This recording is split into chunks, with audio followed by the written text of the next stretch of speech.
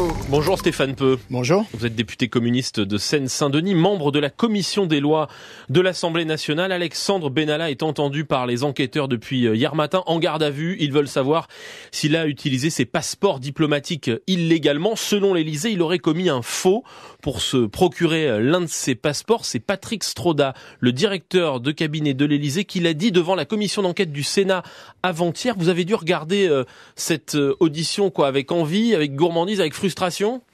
Un peu de tout ça. Un peu de tout ça.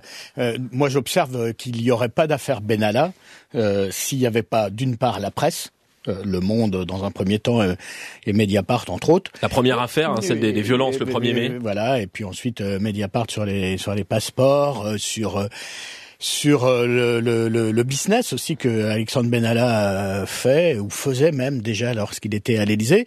Et puis une commission d'enquête du Sénat qui agit comme un pouvoir législatif séparé du pouvoir exécutif, en autonomie, en responsabilité, non pas pour enquêter sur l'homme Benalla, mais sur est-ce que les actes d'Alexandre Benalla faisaient système dans la sécurité du président de la République, dans l'économie, la sécurité parallèle, la diplomatie parallèle ou pas.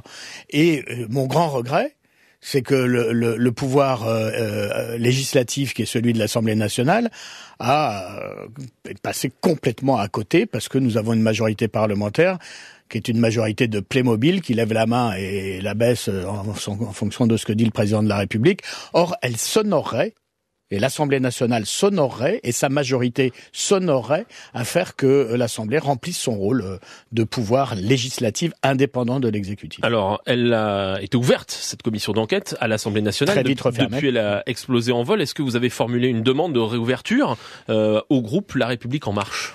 Alors, il y a eu une demande qui a été faite, qui a été très vite refusée par la présidente de la commission des lois, mais nous allons redemander la semaine prochaine au président de l'Assemblée nationale, au vu de l'évolution de cette affaire, qui, je le répète, n'est pas tant l'affaire d'un homme. Je ne pense pas, en tout cas, il faut que l'enquête l'éclaire, mais je ne pense pas qu'Alexandre Benalla soit un voyou qui s'est retrouvé malencontreusement dans les allées du pouvoir. Je pense il n'y a pas de hasard. Bien sûr qu'il n'y a pas de hasard. Il était directeur de la sécurité lors de la campagne électorale, puis à l'Élysée. Il a lui-même, il faut avoir en mémoire l'interview hallucinante au Monde qu'il a donnée l'été dernier, où il explique qu'il va fabriquer, qu'il pilote une sécurité propre au président de la République, indépendant de la police et de la gendarmerie. Enfin, cet homme avait des pouvoirs extrêmement important. Vous formulerez cette demande auprès de Richard Ferrand la semaine prochaine avec d'autres groupes, avec d'autres députés ? Avec d'autres groupes, oui. Vous savez déjà lesquels ou pas ? On est en train de se consulter, mais je pense que l'ensemble des groupes d'opposition, de droite et de gauche, seront d'accord pour cette commission d'enquête. Alexandre Benalla est en ce moment entendu par les enquêteurs, il est en garde à vue. Il sera entendu lundi par la commission d'enquête du Sénat. Qu'est-ce qu'on pourrait apprendre de plus si vous, députés, vous pouviez l'interroger ou interroger des ministres ou interroger Patrick Stroda, le directeur de cabinet de l'Élysée ? Ce qu'on pourrait, ce qui est important dans cette affaire, c'est est-ce que c'est juste le symbole ou est-ce qu'on peut apprendre grâce à vous d'autres choses ? Est-ce que vous avez plus de pouvoir, par exemple ? C'est pas non, on n'a pas plus de pouvoir, mais on est une autre assemblée.